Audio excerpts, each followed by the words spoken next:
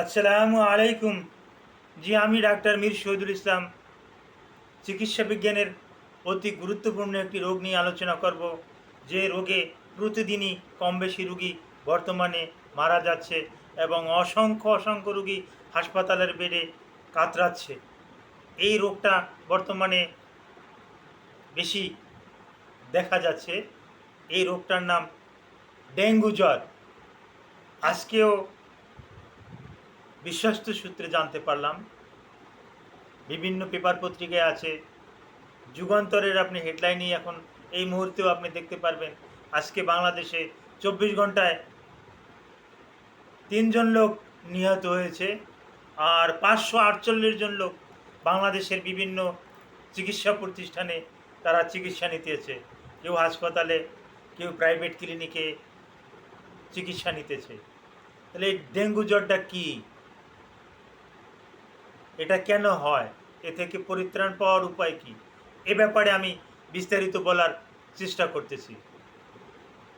যে ডেঙ্গু জ্বর হলো এক ধরনের ভাইরাস ভাইরাস জ্বর। এই জ্বরটা এডিস নামে একটা মশা আছে, এই এডিস মশার দংশনে, এডিস মশার কামড়ে এই রোগটা হয়ে থাকে। রোগের লক্ষণটা কি? জ্বর থাকবে, আপনি এনএসআইড জাতীয় ড্রাগ খেলে আপনার জ্বর সহজে কমতে চাবে না, অ্যান্টিবায়োটিকেও ভালো রেসপন্স পাওয়া যাবে না, যেহেতু এটা ভাইরাল ফিভার।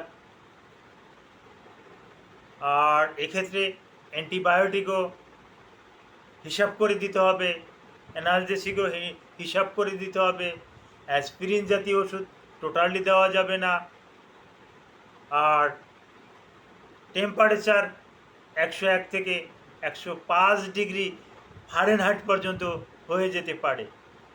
ম্যালেরিয়া জ্বরের মতন একটু কাঁপুনি ভাব থাকতে পারে, ক্ষুধামন্দা থাকতে পারে, শরীরে র্যাশ আসবে, এই র্যাশগুলোতে খাওয়া যাবে, চোখের কর্নিয়াতে, কনজাংটিভাতে লাল লাল আভাস দেখা যাবে। বিশেষ করে প্লাটেলেট কাউন্টটা স্বাভাবিকের চাইতে কমে যাবে। যেখানে স্বাভাবিকভাবে থাকে 2,50,000, ওখান থেকে আস্তে আস্তে ডাউনে চলে আসবে প্লাটেলেট কাউন্ট। আর রোগী ডে বাই ডে অসুস্থ হয়ে পড়বে। আর 3 দিনের ভিতরে যদি একটা পরীক্ষা আছে আমরা করাই, ডেঙ্গু NS1, এই NS1টা পরীক্ষা করলে 3 দিনের ভিতরে সাধারণত পজিটিভ আসে।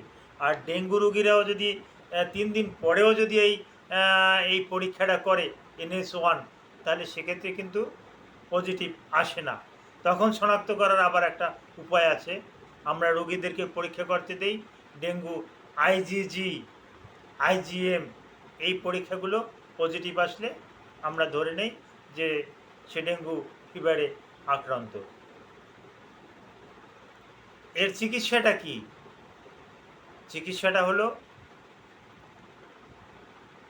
ডক্টরের তত্ত্বাবধানে থাকতে হবে। ডক্টরের পরামর্শ অনুযায়ী, বিশেষ করে রোগীর ডিহাইড্রেশন হয়, রিহাইড্রেশন থেরাপি নিতে হবে। এটা ডক্টরই বলে দেবে আপনি ওরালি নিতে পারবেন না প্যারেন্টাল ফর্মে দিতে হবে। এটা আপনার ডক্টর আপনাকে বলে দেবে, সেই অনুযায়ী চলতে হবে। আর অ্যাসপিরিন জাতীয় ওষুধ বর্জন করতে হবে। এক্ষেত্রে ডক্টর আপনাকে কোন এনএসআইডটি আপনার জন্য প্রযোজ্য, এরকম একটা এনএসআইড আপনাকে বলে দিবে।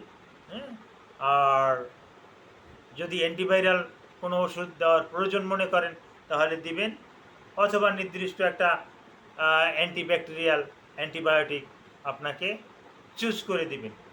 এটা যদি নির্দিষ্ট সময় মতন আপনি খান তাহলে ভালো থাকবেন। এর থেকে পরিত্রাণ পাওয়ার উপায় কী, ডেঙ্গু যাতে আর না হয় পরিত্রাণ পাওয়ার উপায় কী? আপনার আশেপাশে ঝোপ ঝাপ, বাসা বাড়ির ভিতরে ফুলের টব, এগুলো তে কিছু কীটনাশক স্প্রে করেন। এগুলোতে যদি পানি জমে না থাকে সেদিকে একটু খেয়াল রাখেন।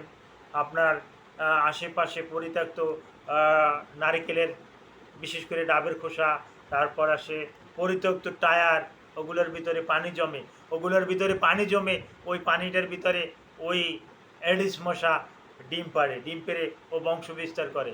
ওই সুযোগটা ওকে দেওয়া যাবে না। আপনার টয়লেটের ভিতরে, আপনার বাথরুমের ভিতরে যদি পানি জমা থাকে, এটা 24 ঘন্টার বেশি জমে থাকতে দেবেন না। ও পুরানো পানিটা ফেলে আবার ওই আপনার ওই বালতিতে বা আপনি যেখানে পানি সংগ্রহ করেন ওখানে নূতন পানি সংগ্রহ করবেন। তাহলে আমরা এই ডেঙ্গু রোগের সংক্রমণ থেকে আমরা নিজেকে রক্ষা করতে পারব। ধন্যবাদ।